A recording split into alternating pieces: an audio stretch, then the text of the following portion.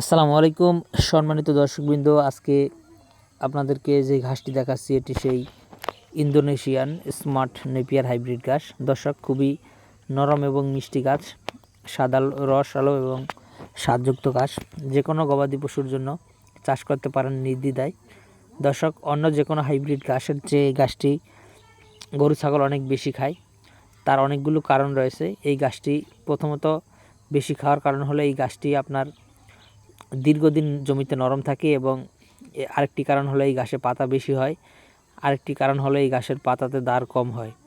দর্শক, এই smart Napier ঘাসটি অনেকেই চাষ করতে চায় না, অনেকে বলে ফলন কম।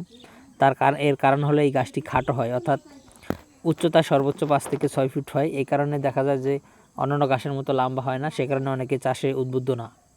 দর্শক, এই গাছটি 5 ফিট লম্বা হলেও অন্যান্য ঘাস যেখানে একটি জারে 20টি বা 30টি হয়, সেখানে কিন্তু স্মার্ট নেপিয়ারটি 150 থেকে 200টি চারা হয়ে যায়। দর্শক, আর যতটুকুন চারাই হয় এই ঘাসে কিন্তু গরু ছাগল কোনো ওয়েস্টেজ করে না, সম্পূর্ণ ঘাসটি কিন্তু আপনার খেয়ে নেবে।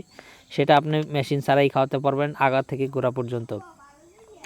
দর্শকবৃন্দ, এই ঘাসটির আরেকটি দিক হলো এটি হাই প্রোটিনযুক্ত ঘাস বলা হয়, অর্থাৎ 22 থেকে 25% প্রোটিন, বা যদি একটু বয়স্ক হয়ে যায় তাহলে 18 থেকে 20% প্রোটিন আপনারা কিন্তু এই ঘাস থেকে পাবেন।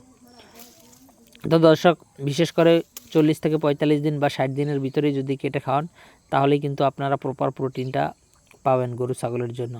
বিশেষ করে যারা ছাগল এবং গাড়ল খামারি তাদের জন্য এই গাছটি সবচেয়ে বেস্ট।